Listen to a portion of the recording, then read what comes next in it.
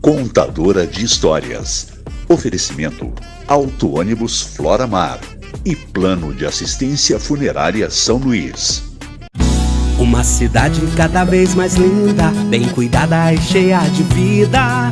É só olhar ao redor, Poços está muito melhor. É só olhar ao redor, Poços está muito melhor. Temos belezas que encantam, Poços é o nosso orgulho e nossa paixão. Economia crescendo, mais investimentos, turismo, mais educação. Uma cidade cada vez mais linda, bem cuidada e cheia de vida. É só olhar ao redor, Poços está muito melhor. É trabalho pra todo lado, mais obra, saúde e muita revitalização. Emprego, desenvolvimento e mais qualidade pra população. E o trabalho não para por aí, Poços vai seguir, Poços vai seguir. nosso orgulho e o que nos faz feliz É viver aqui, é viver aqui. Poços voltou a ser Poços, uma cidade que sonha, pensa e faz. Prefeitura de Poços de Caldas, gestão eficiente. O plano de saúde que você sempre quis continua com desconto imperdível na Unimed. Promoção Julho também é 10. Seu plano Unifácil ainda mais fácil. 10% de desconto em todas as mensalidades. E carência zero para consultas e exames simples. Ligue e adquira agora seu plano Unifácil. Promoção Julho também é 10. O plano de saúde que cabe ainda mais fácil no seu bolso. Aqui tem vida, aqui tem saúde, aqui tem Unimed.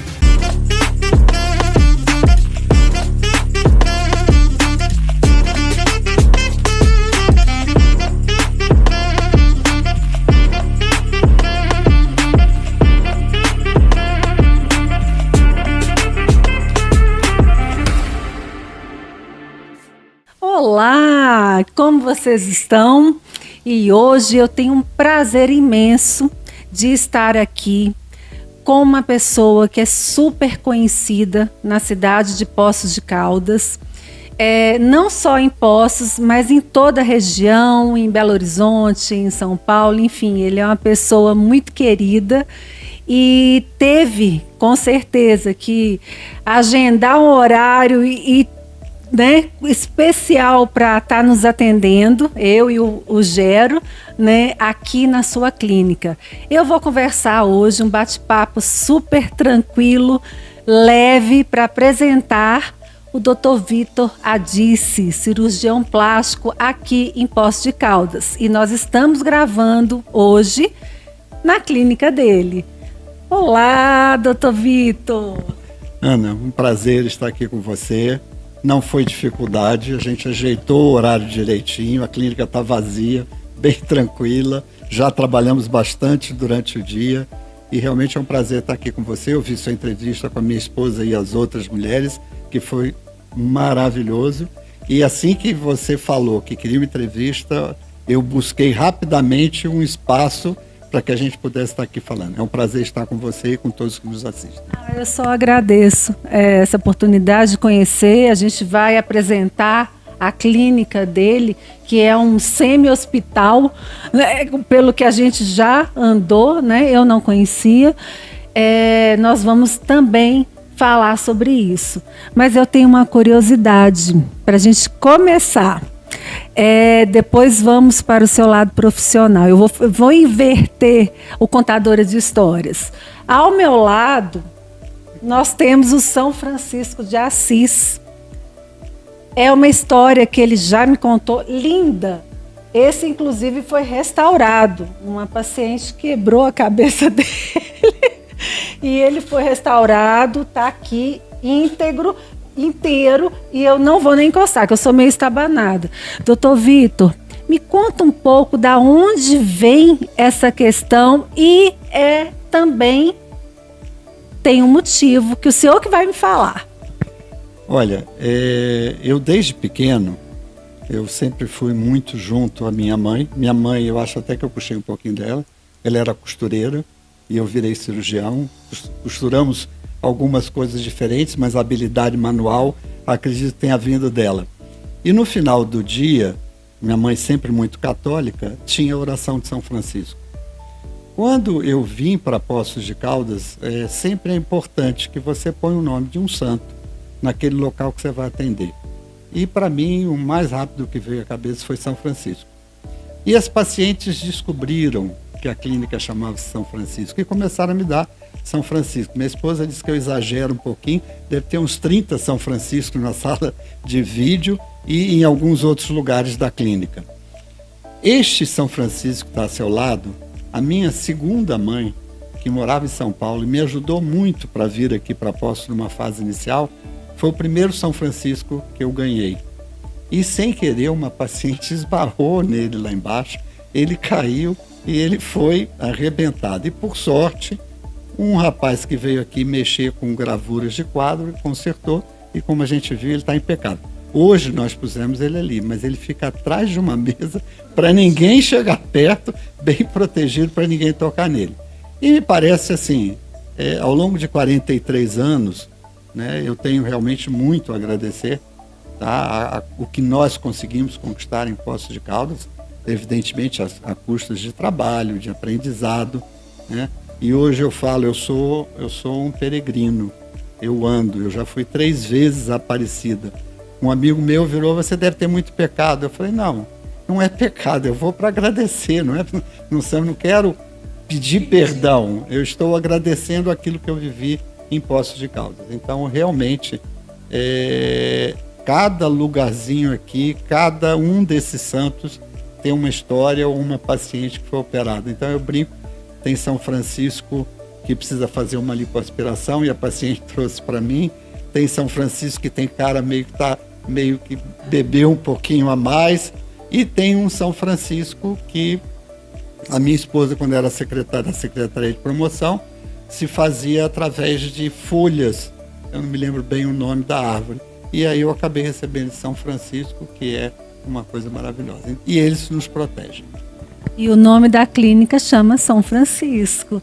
Tá explicado, gente, porque vocês vão ver, o Gero vai pegar as imagens, fica aqui na sala ao lado, é uma exposição lindíssima.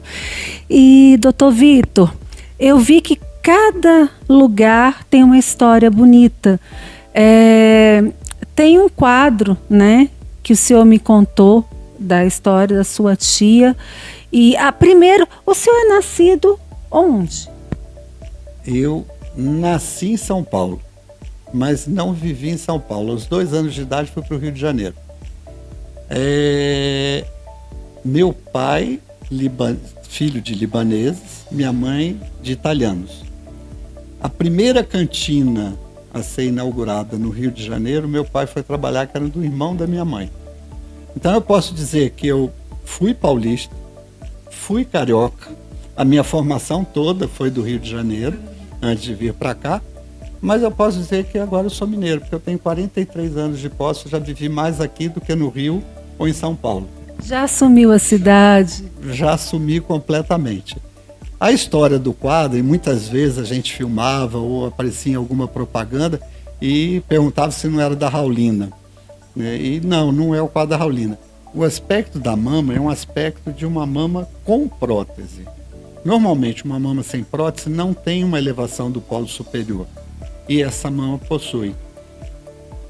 Eu recebi esse quadro da minha tia, foi a primeira coisa que eu ganhei dela ao vir para Poços, para fazer parte da minha clínica, e eu não sabia que tinha sido ela a se postar para fazer o quadro. Após o falecimento dela, eu recebi aqui uma amiga dela que me informou que era ela. Imagina quantos anos ela tinha. Eu acredito que ela devia ter no máximo em torno de 20 anos. Isso anos 50, anos 60 no máximo, acredito mais anos 50. Uma mulher muito à frente, né, para ela pousar muito à frente, né, do tempo dela. E é uma mama perfeita. Ela é linda, ela é linda. Muitas pacientes chegam, eu quero aquela. Eu falo, é uma mama com prótese, né? É difícil ter uma mama sem prótese com esse aspecto. E ela tinha, ao falecimento dela, ela ficou doente e eu examinava e ela tinha ainda uma mama parecida com essa. Depois que eu soube, eu ajuntei ela já no próximo aos últimos dias dela, que a mama era exatamente nesse sentido. Qual que é o nome dela? Mara. Então ela continua aqui servindo como exemplo, como modelo para suas pacientes. Eu tenho certeza que ela está em tudo. Esse sofazinho aqui, eu dormia na casa dela aos 4 anos de idade. Gente, a clínica é cheia de histórias, gente. Vocês estão vendo que coisa mais legal, uma coisa mais forte, né? A família sempre presente, né, doutor Vitor? Olha, eu tenho certeza que minha mãe, meu pai, minha tia principalmente, que sempre estão juntos. A primeira vez que eu fui a Aparecida, e nós andamos no último dia 52 quilômetros, e foi uma loucura, não era para andar isso tudo. No dia seguinte, na igreja, eu encontrei minha mãe. Então foi uma coisa realmente muito difícil de conseguir estabelecer e ficar quieto e não chorar. Tá? Depois de andar 13 dias, eu nunca esperava isso. Eu tinha tido um sonho com ela, onde ela me dizia que para encontrar com uma pessoa que já falecida, eu teria que fazer alguma coisa de que fosse em comum. E minha mãe, por ser muito católica, a gente morava em Ipanema, a igreja lá perto, todos os dias, ao final do dia, ela ia à igreja. Eu fui coroinha durante uns 4 anos da minha vida. Então, assim, eu pensei que era após a morte que eu poderia encontrar. Não, o que ela estava me informando é que era em vida. E eu estive no lugar onde ela normalmente estaria, que era dentro da igreja. E aí foi onde eu encontrei. Eu me emociono também. É uma história linda e eu acredito 100%, doutor Vitor. Nós estamos aqui todos de passagem, né? Mas eu acredito que existe um outro lado muito bonito e que os nossos entes queridos que já fizeram a passagem estão nos olhando aqui, né, doutor? Não tenho dúvida nisso. A sensação foi tão intensa, eu não a vi, eu não ouvi, eu senti. Mas a sensação muito intensa. E eu nunca fui com esse pensamento, né? Como eu falei aqui no início, eu fui e todas as vezes que eu vou é para agradecer, não para pedir nada. Aliás, pedi alguma coisa, não por mim, mas pessoas que tinham algum tipo de necessidade, eu fiz algum pedido. Mas por mim, pela minha família, o que eu vivi, é sempre agradecer. Doutor Vitor, me conta um pouco da sua família. Eu conheço a sua esposa, eu sou meia suspeita para falar, porque já conversei com ela no Contadora de Histórias. É uma pessoa extraordinária. E eu queria que o senhor me contasse um pouco da sua família, do seu filho, né? Eu queria que o senhor me contasse da sua filha, que você também é uma pessoa, pelo que o senhor me contou, também sensacional, né? Me conta um pouco sobre sua família. Eu sou um pouquinho suspeito para falar da Raulina, né? É um negócio um pouquinho complicado. Uma pessoa, a Raulina é acriana. Eu encontrei no Rio de Janeiro quando eu já era residente, ela nutricionista no hospital. A coisa foi muito rápida, porque eu conheci ela em novembro, em janeiro começamos a namorar, em março nós estávamos morando juntos, em julho ela estava grávida, em setembro nós casamos, né?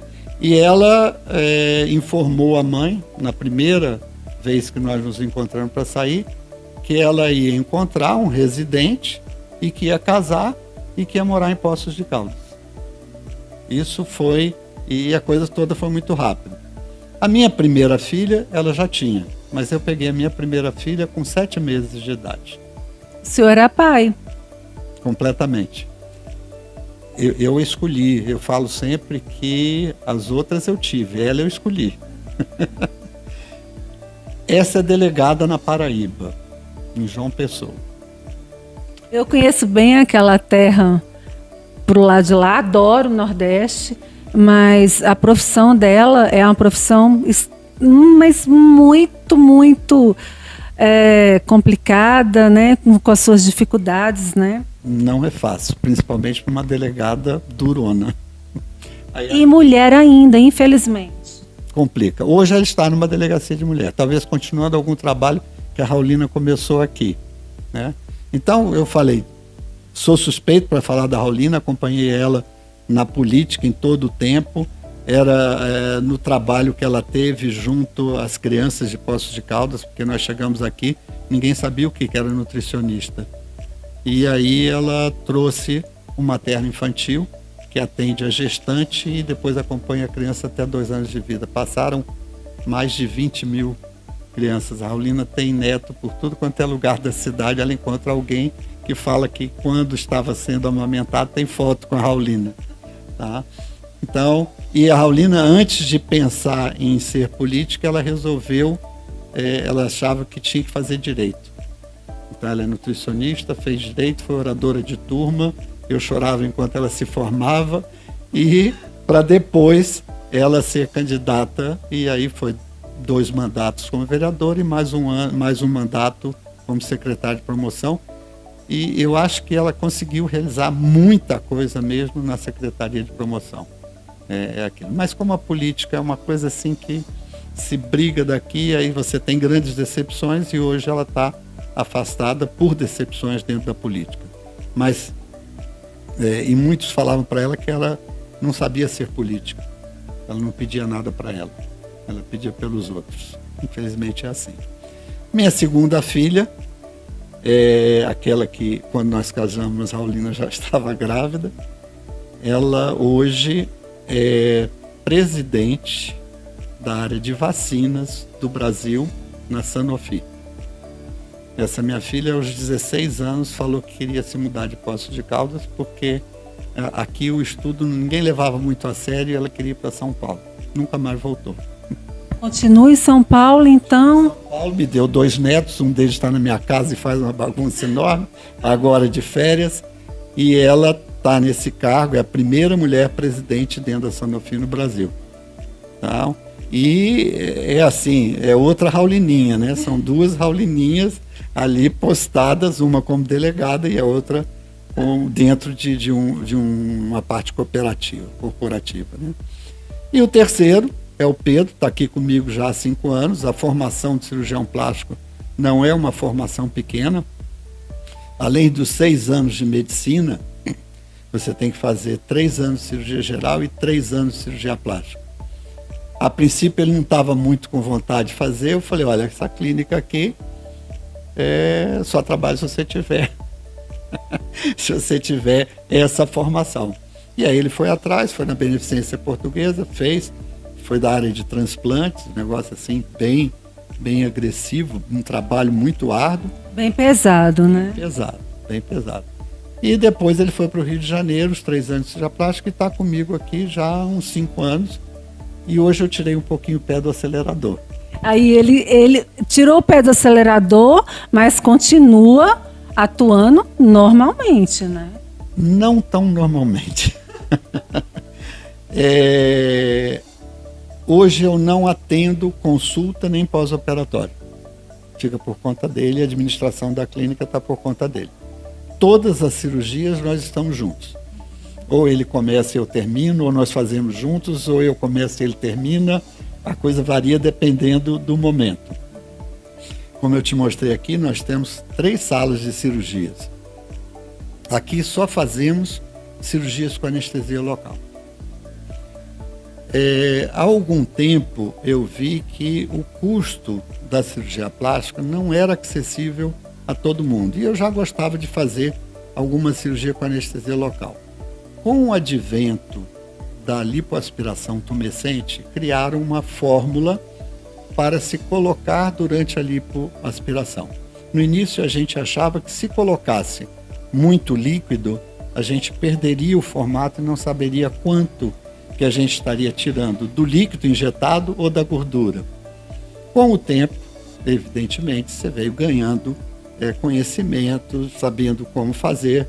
E hoje não nos incomoda, eu posso encharcar de líquido a paciente que eu vou saber exatamente quanto tirar e quanto que eu não posso tirar, para não deixar defeitos. Doutor Vitor, se eu não falar, mas a minha mãe é uma senhora muito bonita. Eu tenho que falar, porque senão realmente foi muito agressivo na época, mas ela é muito bonita, ela é muito bem cuidada, sabe? E foi uma opção que existia na época. Então, quando a gente fala nisso, na sua técnica criada, nas técnicas que vocês utilizam, o senhor e o doutor Pedro, aqui na Clínica São Francisco, isso mostra que a medicina, é como eu falo com a minha filha, vai ter que se dar para o resto da vida. A medicina está sempre evoluindo. Ela evolui sempre. E o que você diz hoje, você talvez não vai dizer amanhã. Né? Então, veja a lipoaspiração. Não se aplicava nada, não se punha nenhum líquido. Hoje, você encharca de líquido. A vantagem da técnica que a gente utiliza, ou seja, eu posso fazer qualquer cirurgia na face, por eu ter dividido ela em setores, conseguir bons resultados. Como eu falei, eu nunca fiz 5 cirurgias numa única paciente. Normalmente eu faço 2 e a paciente fica às vezes 10 anos sem retornar. Tá? Essa durabilidade não sou eu quem defino, é você quem define, é o seu operador. Eu não gosto, eu não me identifico com um resultado agressivo. Eu acho que você perde um pouquinho da sua naturalidade. Eu tenho histórias que as pacientes às vezes contam, minha irmã não me encontra há muito tempo, mas ela toda vez que me encontra, ela me abaixa, ela me põe para baixo e não sei o quê. E da última vez que ela veio, doutora, ela não viu o que eu fiz e falou que eu estava muito bem, que eu estava ótimo, mas não soube falar que eu tinha feito uma plástica de face. Natural, que é a tendência, né? É isso que a gente busca. Alguém vai te olhar e vai perceber que você está bem, mas não vai de cara falar o que você fez. Essa é a nossa ideia. Com um tipo de anestesia que eu nunca tive. Olha, se eu te disser que nos últimos 25, 30 anos, eu nunca mais fiz um lifting. Eu nunca mais levei uma paciente para operar face no hospital. Tá? Eu nunca tive um problema. Uma pequena decência, uma pequena abertura, uma dor um pouco mais forte, tudo bem. Mas um risco grande, uma intercorrência grave, nunca. Eu gostei da comparação quando o senhor me falou, né, sobre uma limonada com açúcar, vamos colocar adoçante, né, com adoçante, e uma limonada, né, um suco sem adoçante. E isso é a respeito do anestésico local. O que acontece? O anestésico local puro, se você vai no dentista, onde ele aplica anestesia, é mucosa, você não sente agulha. Porque a agulha é muito fininha, a mucosa é muito delicada, é muito fácil de penetrar, você não sente agulha. Quando o líquido entra, é que dá aquela queimação. Dói. Isso é um anestésico puro. Ele é extremamente ácido. O pH dele é 2,3. Quanto mais baixo o pH, mais ácido é a substância. O nosso anestésico, preparado aqui, com outros elementos além do anestésico puro, a gente consegue um pH de 7,3. Totalmente básico. Aí é que entra a limonada. Se eu te der sem açúcar ou se eu te der com açúcar. Com açúcar é muito mais agradável. Então, o nosso anestésico, ele é preparado nesse sentido. Nós tivemos a oportunidade agora em Pouso Alegre, no congresso que a gente tem em Sul Mineiro, de apresentar um trabalho sobre isso. O que tem de colegas me pedindo esses protocolos não está escrito. Ou seja, é uma coisa simples, não é uma coisa difícil. Só que a experiência e o tempo que você está aplicando, então já está uma coisa formalizada. Quer dizer, quanto que eu preciso de cada substância para determinada cirurgia. Para chegar nessa sensação que o senhor está me passando. A ideia que a gente quer dar à paciente é que você não pode ter dor. Tá? O que você fica assim nervosa para um ato cirúrgico? É o que você vai sentir, a dor, é a picada, é a agulha, né? E evidentemente o resultado. Né? Então são coisas que são importantes. Se a paciente vem, ela já viu resultados. Isso é a primeira coisa. Ela não vem sem que já tenha visto alguém que foi operado por nós. Isso é o mais comum. Tá? Agora, ela não quer sentir dor. Isso eu garanto, e eu brincava até um tempo atrás, que eu apostava um fusquinha amarelo. Se a paciente sentisse dor, ela ganhava o fusquinha amarelo. E quem ia me dizer se sentia dor ou não, era ela. Olha o risco que eu corria. Tá? Não podia perder o fusquinha amarelo. Nunca perdi o fusquinha amarelo. Tá? Então, a ideia é facilitar, dar oportunidade de um número maior de pessoas a operar, né? Porque se você for, algumas pacientes, por exemplo, não têm essa facilidade de ficar acordada durante um ato cirúrgico. Mas vamos colocar para você, no ano passado, não sei quantas cirurgias de mini-lifting eu fiz, talvez uma eu tenha levado para o hospital. O custo dela dobrou. Porque ela se sentia incapaz de fazer acordada. Tá? O número é muito pequeno comparado ao que a gente opera. Então, com isso, eu abri um leque, abri uma facilidade de fazer essa cirurgia no consultório sem dor e com uma durabilidade. Você falou atrás, antes da gente entrar, sobre a harmonização. A harmonização facial, ela tem uma durabilidade, tá? Ela não tem um custo barato, porque os elementos que você injeta, às vezes, são produtos de um custo um pouco mais alto. Você injeta 1 ml, tem um custo. Você injeta 10, é um custo completamente diferente. Traz bons resultados? Traz. Eu não tenho dúvida nenhuma. Agora, qual a durabilidade desse resultado? 1 ano? 2 anos? Então, nós estamos falando aqui de pacientes. Eu tive uma paciente que operou e depois a sobrinha ia casar. 12 anos depois, ela marcou uma nova cirurgia, ela não era daqui. E a cirurgia estava marcada, quando ela chegou, eu olhei, 12 anos depois, eu falei, eu não te opero. Ela estava... Eu faço um botox em você e você vai ser a madrinha da tua sobrinha, tá? Então, não sou eu que digo a durabilidade, evidentemente, cada um vai se olhar e vai ver a necessidade dentro do tempo. E o organismo é diferente do outro, né? E a vida é diferente uma da outra, a vida é diferente. Nós Tal do estresse, né, doutor Vitor? Nós tivemos 3 pacientes, é outra história que eu conto, 3 pacientes na faixa de 45 anos, da mesma cidade. A que melhor ficou era a que pior estava 10 anos depois. Eu indiquei uma nova cirurgia e ela não fez. Olha, se ela foi notícia na cidade, se o resultado dela foi bom, ela faria comigo. Provavelmente ela não fez por falta de possibilidade financeira. Então, dá para se entender que a vida dela ao longo desses 10 anos foi de um sacrifício grande, né?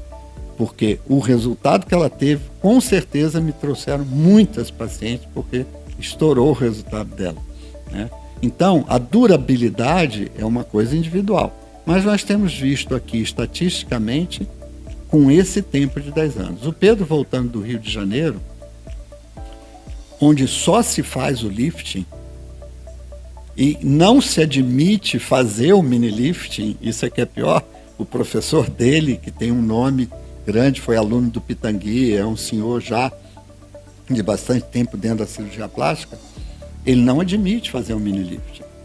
Tá? E o Pedro veio de lá com a ideia de que tinha um trabalho que o mini lifting duraria 5 anos e o lifting 10 anos.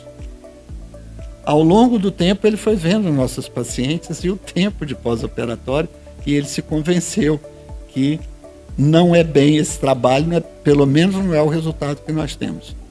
O que a gente faz de diferente? Tem uns pontos de tração sobre a musculatura, que são pontos que eu trouxe lá do Rio de Janeiro da cirurgia geral. Tá? Então, é um ponto diferenciado que ele faz uma alavanca e ele prende a musculatura de uma forma muito grande.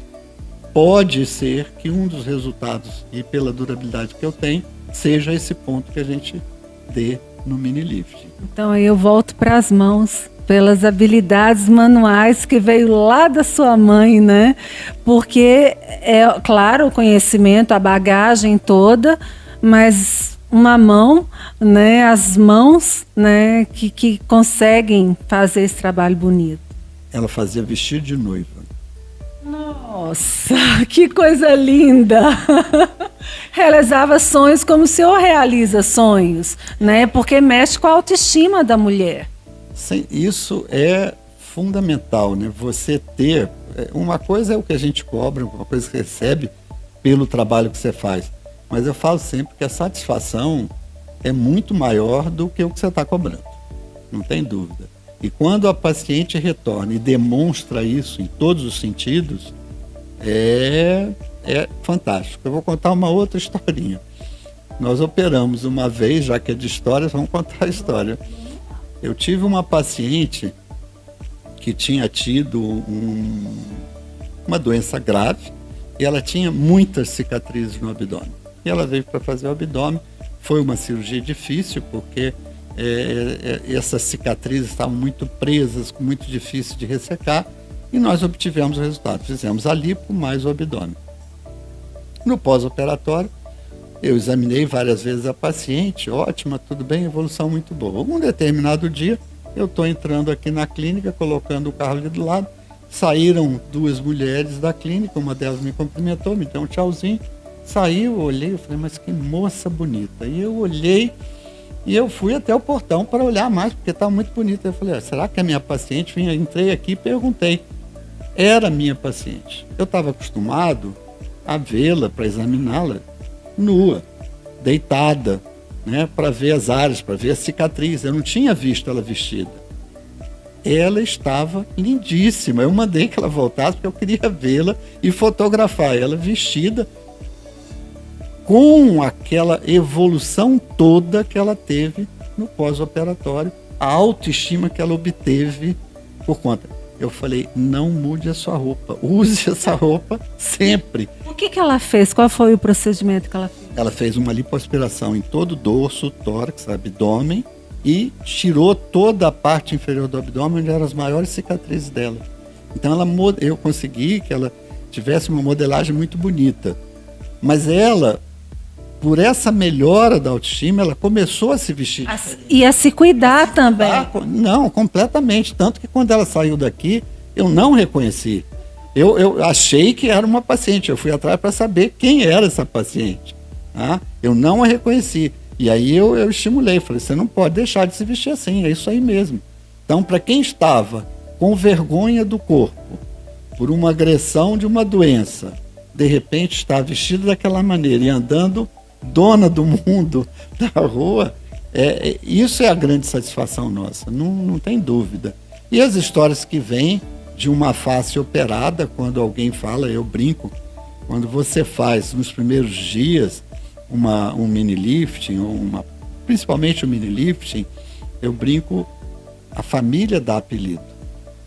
Então eu tenho apelidos, nordestina coreana, Marisa, esposa do Lula, ET de Varginha, o ET de Varginha, ele vinha aqui, ela tremia, Vitor, eu estou parecendo o ET de Varginha. Eu falei, não, você não está parecendo, você é o ET de Varginha, mas fica tranquila que daqui a um tempo isso vai sumir, você vai melhorar. 3 meses depois, ela era madrinha do casamento de uma pessoa conhecida, eu estava presente, e uma amiga nossa do lado comentou, nossa, ela tá tão bonita. Uma Cinderela. O ET de Varginha, 3 meses depois, era a madrinha mais bonita entrando no altar. Tá? Então, isso não tem nada que pague. Né? O valor que você cobra perto disso, da satisfação, não tem. Lógico que nós não agradamos todo mundo.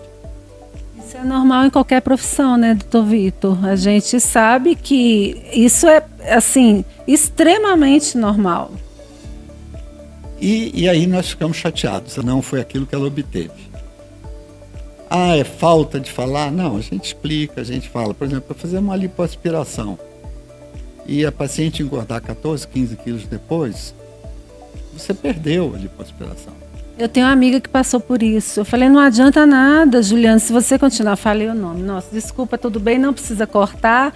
Vamos lá, se ela vai me assistir, ela vai me matar. Mas ela fez uma lipo. Eu falei, se você não tiver uma alimentação saudável, você vai continuar e vai perder tudo que você fez, dito e feito. Concordo em gênero, número e grau, não tem nem. Eu tenho uma frase que eu falo para todas as pacientes: 50% eu faço, 50% você faz. E se você não fizer bem os seus 50%, você vai tirar parte dos meus 50%. Lipoaspiração, a gordura, ela não se multiplica. Você tem um número determinado a partir dos 19 anos. Tanto que o idoso vai perdendo a gordura da face, vai emagrecendo, porque você não multiplica mais ela. Quando você faz uma lipoaspiração, você tirou um número determinado de células, né? Você conseguiu uma modelagem. Só que, infelizmente, a célula de gordura é um armário sem fim. Você pode pesar 30 quilos ou 300. A tua gordura pode ser tamanho de uma uva ou de uma laranja, né? Então você fez uma lipoaspiração, a pessoa ganhou peso, ela aumentou, você modelou, tirou gordura ali, mas ainda tem gordura remanescente. Se você ganha muito peso, ela vai aparecer. O contorno, ele vai se manter de alguma forma, mas você atrapalhou sobremaneira. Se você num pós-operatório de uma lipoaspiração perder 3 quilos, você engrandece a cirurgia, você engrandece o resultado.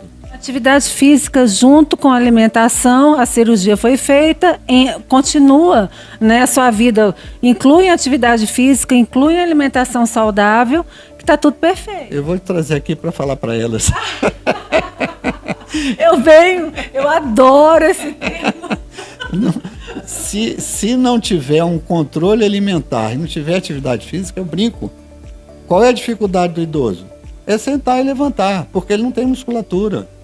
Então, musculação é ruim, é chata? É, mas é necessário. É mal necessário, não adianta. Não tem como fugir dela.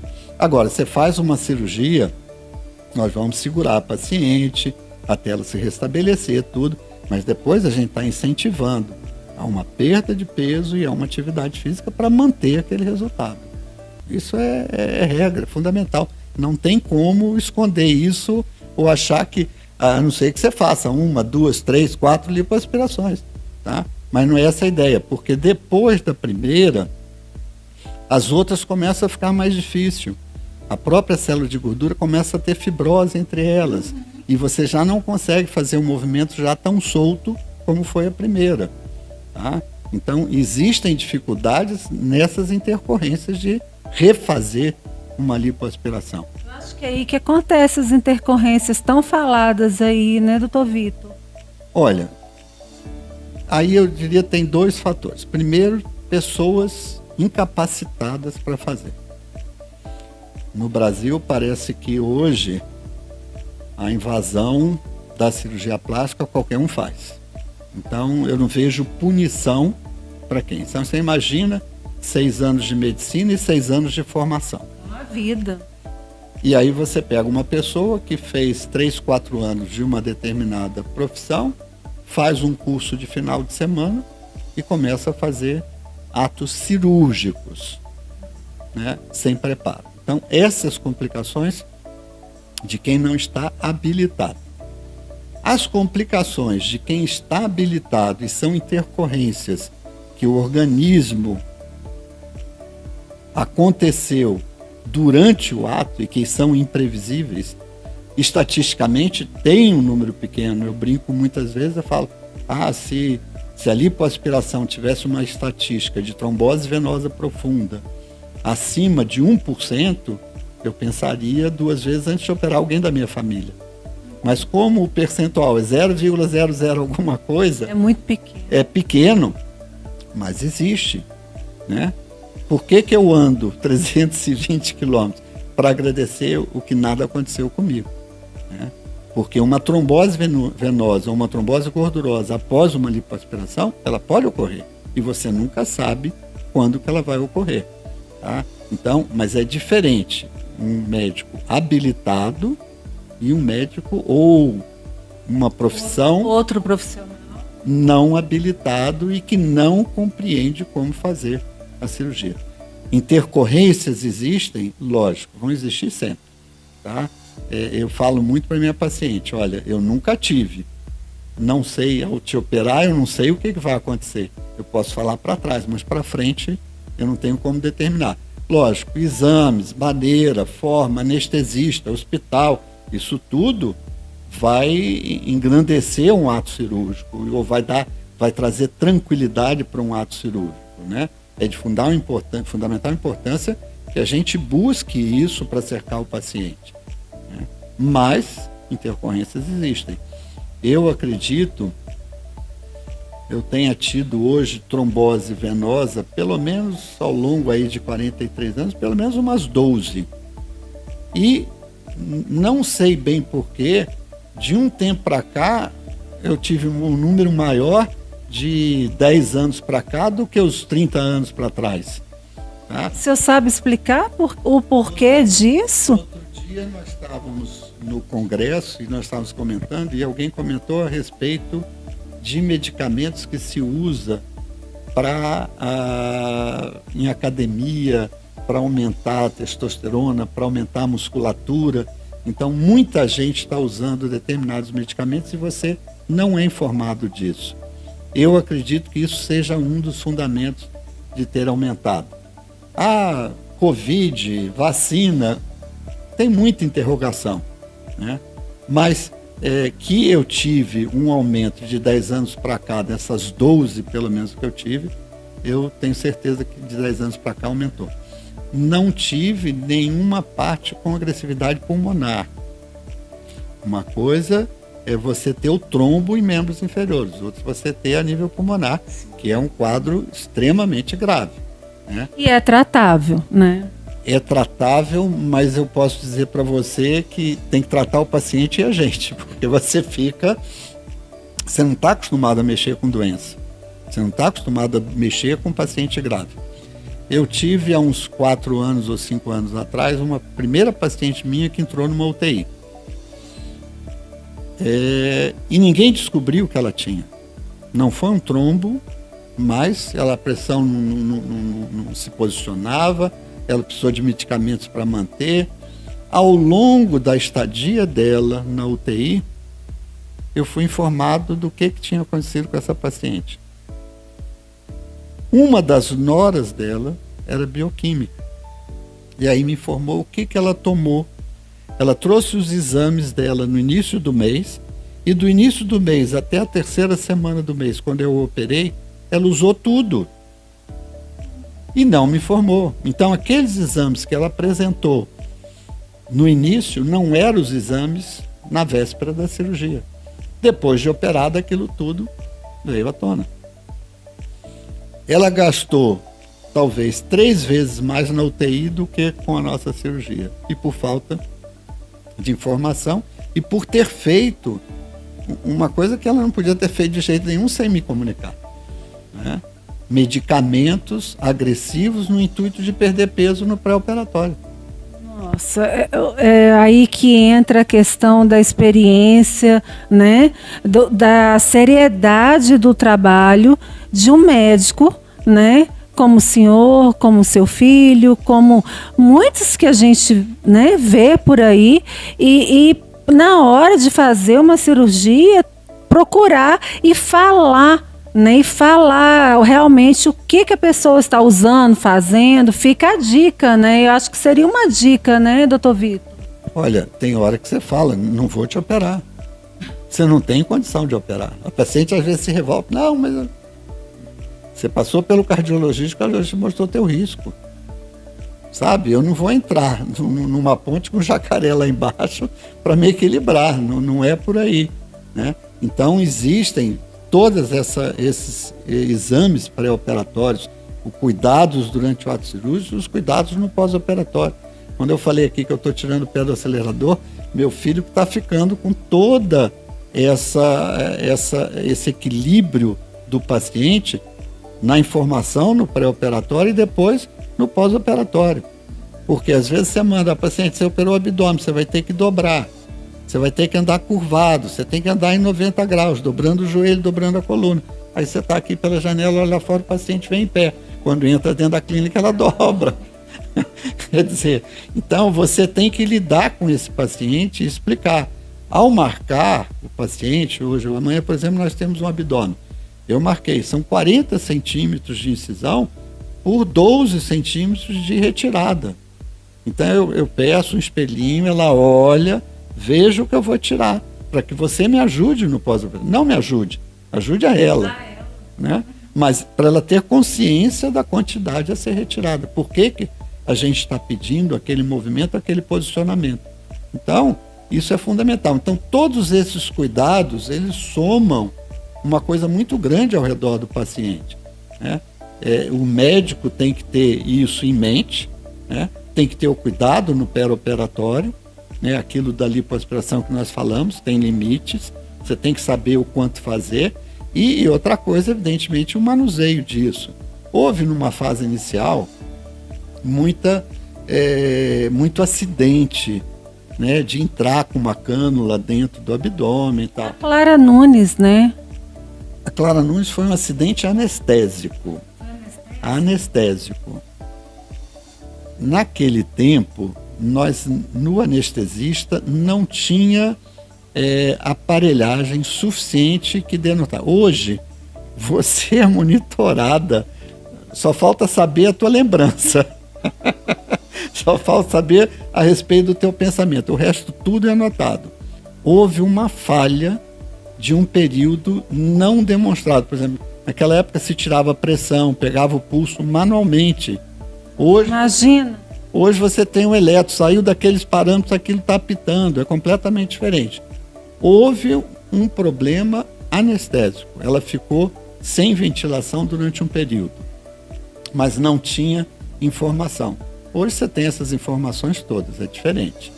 A medicina é sensacional. São estudos, como eu repito, falo, eu tenho uma filha futura médica e eu falo, vai estudar para o resto da vida. Não pode parar. Esse congresso que a gente tem no sul de Minas, começou em 2007, parou agora na pandemia, estava retornando agora. Você imagina a gente receber aqui 30, 40 cirurgiões plásticos para falar, não digo só para assistir, para demonstrar o que sabem. O nosso congresso ele é dedicado ao aluno. O aluno normalmente não pode assistir congresso de cirurgia plástica, ele é proibido. A Liga da Plástica, formada dentro da faculdade, está tendo agora permissão para assistir aos congressos de cirurgia plástica.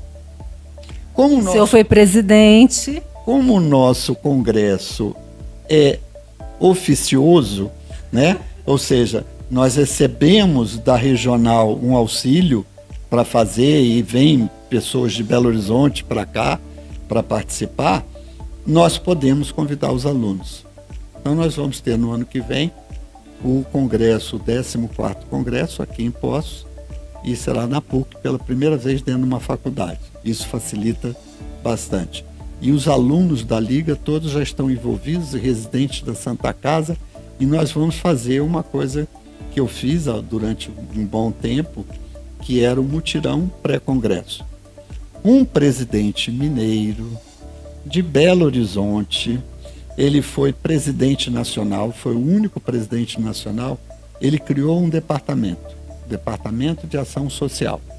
E o que ele via com esse departamento? Era importante que antes de cada congresso, a cidade onde esse congresso estava visitando, que ela fosse beneficiada pelas mãos do cirurgião plástico em fazer cirurgias sem custo. Isso é maravilhoso, né? Pela cidade, porque a cirurgia plástica não é só estética. Nós temos diversas questões que o senhor pode falar muito melhor do que eu, mas nós temos várias. Inclusive, eu tenho uma amiga conhecida que ela nasceu com lábio leporino, falei certo? Lábio leporino, ela nasceu com a fenda, fissura e tudo, e ela fez uma cirurgia também num mutirão desse com um médico que veio dos Estados Unidos para para cá, não foi em Poços de Caldas. E ela fez e mudou a vida dela. Você imagina, nós começamos aqui o primeiro mutirão por informação, por conhecimento desse colega mineiro. Nós fizemos o primeiro mutirão no sul de Minas, aqui em Poços. Na época nós fizemos 41 cirurgias de pálpebra que estavam dificultando a visualização. A última que nós fizemos foi em 2019, eu já como presidente, como diretor do Departamento de Ação Social. Como o que eu fiz no sul de Minas deu certo, esse presidente me indicou para outro colega, na gestão 18 e 19, que eu fosse diretor do Departamento de Ação Social para organizar os mutirões no Brasil inteiro. O último que teve em Poços aqui foi em 2019, eu tinha 35 cirurgiões plásticos em Poços. Rio de Janeiro, São Paulo, Belo Horizonte, Pouso Alegre, Itajubá, Ribeirão Preto e vai falando. Nós operamos 81 pacientes em um dia, em 5 hospitais diferentes. Eu não sei quem fica mais contente. Se é o paciente que foi operado com aquilo, com aquele estigma que ele tinha e que ele não tinha condição de fazer, ou se é o cirurgião que doou o tempo dele para fazer. Porque reunir esse pessoal, esses colegas em minha casa, depois, é uma energia, é uma coisa que está ali dentro e que sai com uma satisfação que não dá para mensurar. Eu imagino, doutor Vitor. É impressionante. Então, infelizmente, com a pandemia, o departamento acabou. Não sei se vai retornar, mas o nosso congresso aqui em Poços vai ter novamente um mutirão. E qual que é a data mesmo, doutor Vitor? 15 e 16 de março do ano que vem. E como que as pessoas podem procurar, podem fazer alguma, uma inscrição para poder ter esse trabalho maravilhoso, que vocês desenvolvem? Existe uma enfermeira no Hospital da Zona Leste, ela já tem alguma relação de pessoas, mas ela é que vai fazer essa notificação e que vai examinar essa lista. Infelizmente, existem aquelas pessoas que têm condição e que tiram a vez de outros que não têm condição. Nós pretendemos fazer um trabalho junto à assistência social e à enfermagem de forma, primeiro, ver a necessidade real da cirurgia e outra, saber se aquela pessoa realmente não tem condição. É uma seleção mesmo, para não tirar o lugar de quem realmente precisa, Exatamente, porque você fica chateado. E nós tivemos alguns casos nesse último ano de 19 e que a gente viu que eram pacientes que poderiam ter feito, poderiam ter bancado o custo e ter feito, Mas aí é a ética de cada um, é a índole de cada um, mas nós vamos procurar selecionar melhor para não ter isso. Os alunos da PUC estão interessadíssimos, o reitor da PUC está interessadíssimo, porque é aprendizagem também, São profissionais capazes que vêm para operar, todos dentro da sociedade, Cada um, como eu já falei aqui, opera de uma maneira diferente, são condutas. Eu falo que desses 35, ninguém opera igual. Alguns utilizaram o meu protocolo de anestésico, mas a forma, o desenho, a projeção, cada um tem o seu. São coisas diferentes. Doutor Vitor, infelizmente o Gério já fez assim para mim, passou tão rápido, ele fez assim para mim, 40 minutos. E a conversa, o nosso bate-papo, sabe? Eu queria agradecer imensamente, mas antes eu queria fazer uma pergunta que me falaram hoje. Ana, não deixa de fazer essa pergunta para ele. E aí o senhor pode me explicar um pouquinho e eu vou pedir mais uma coisa para o senhor no final. A pergunta dessa conhecida minha, ela falou: Ana, harmonização facial ou cirurgia plástica? Ou os dois? Olha, a harmonização facial foi um termo que surgiu, não dentro da cirurgia plástica, por dentistas. Inclusive chama orofacial, né? Foi um termo muito bem utilizado, vamos ser sinceros, né? Só que o que acontece? Nós não podemos, através do Conselho Federal de Medicina, mostrar os nossos resultados. Eles podem. Essa é a primeira grande diferença. Eu acho, todo cirurgião plástico faz harmonização facial e faz ato cirúrgico. Quem é capacitado para poder fazer essa diferenciação, indicar ou uma coisa ou outra? É aquele que faz a cirurgia. Outra história. Recentemente, uma paciente de uma cidade aqui perto veio para fazer um mini lifting e estava fazendo a harmonização.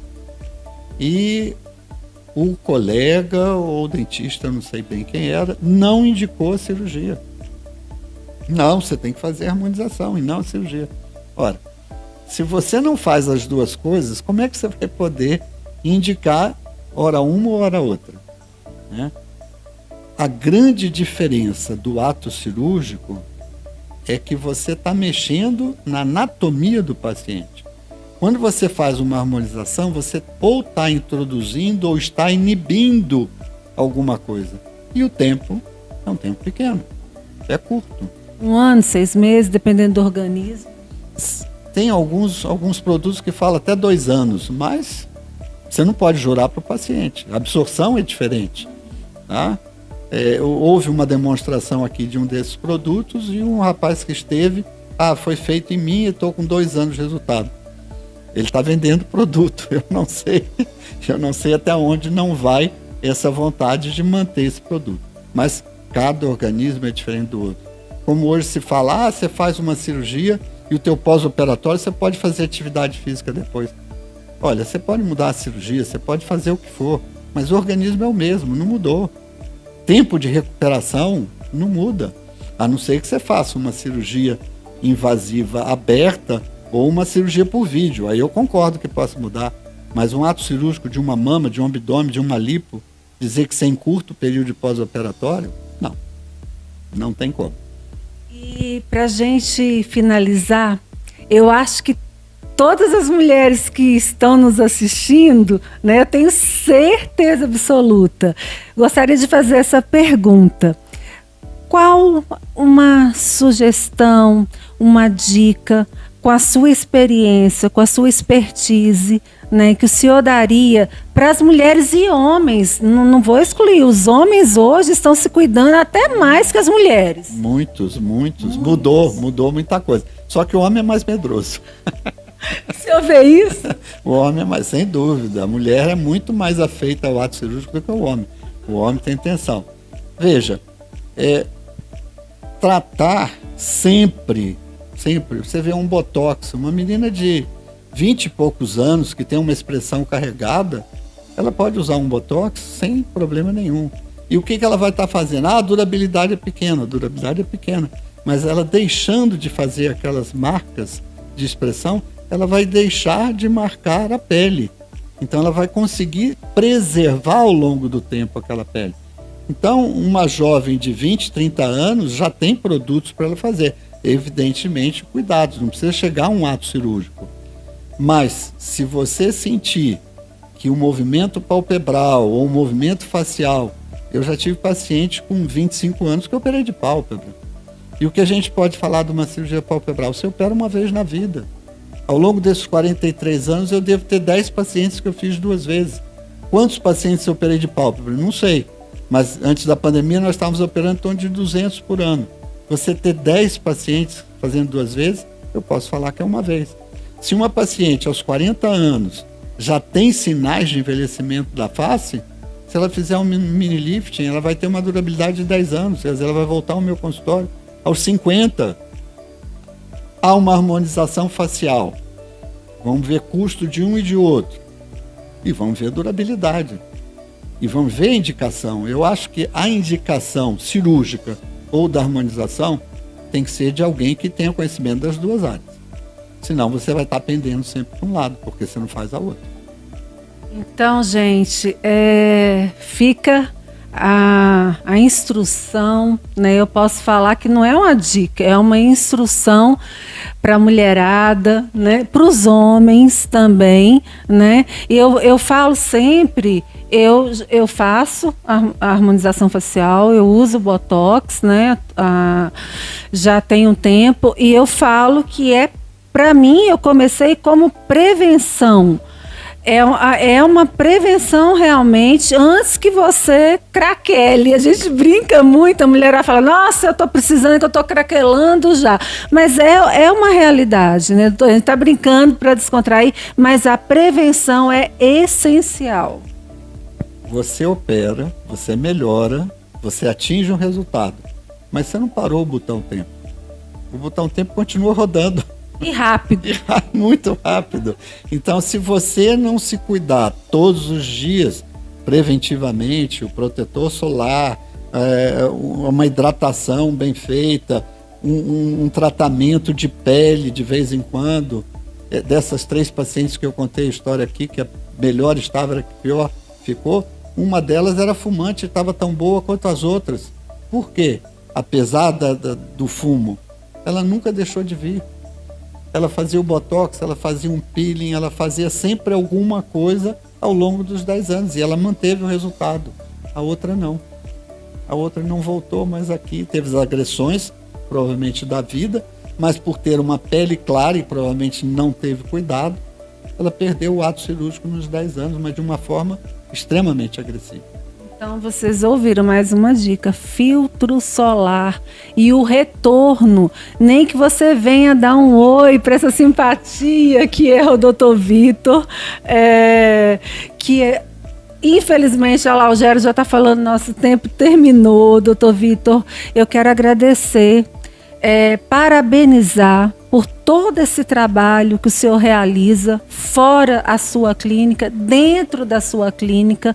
Como mulher, eu sei da importância que é para a nossa estima. Envelhecer não é fácil, né? Mas envelhecer saudável, né, é fundamental, de uma forma se cuidando, tendo alimentação, tendo a prevenção, tendo uma atividade física e procurando bons médicos, a gente consegue chegar na melhor idade, que eu falo sempre, na melhor idade de uma forma boa, tranquila, isso em tudo. Menos agressiva, de uma forma menos agressiva. Veja bem, não foi dificuldade nenhuma estar contigo aqui.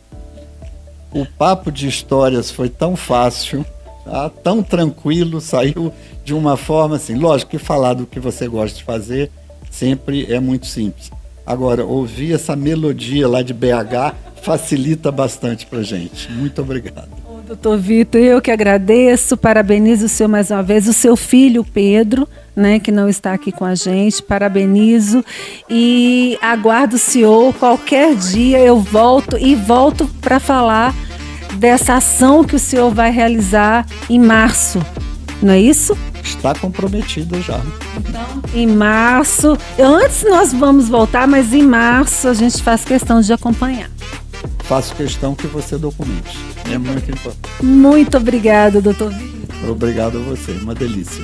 Gente, e eu vou me despedindo de vocês, tá? Com o meu beijo a todos. Muito obrigada.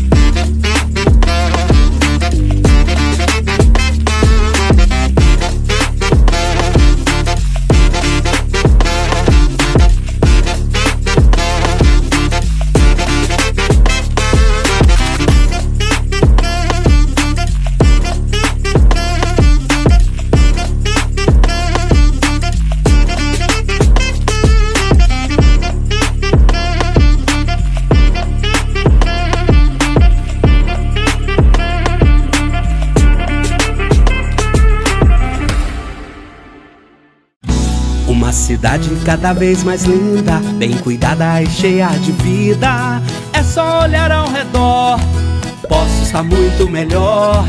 É só olhar ao redor, Poços está muito melhor. Temos belezas que encantam, Poços é o nosso orgulho e nossa paixão. Economia crescendo, mais investimentos, turismo, mais educação. Uma cidade cada vez mais linda, bem cuidada e cheia de vida.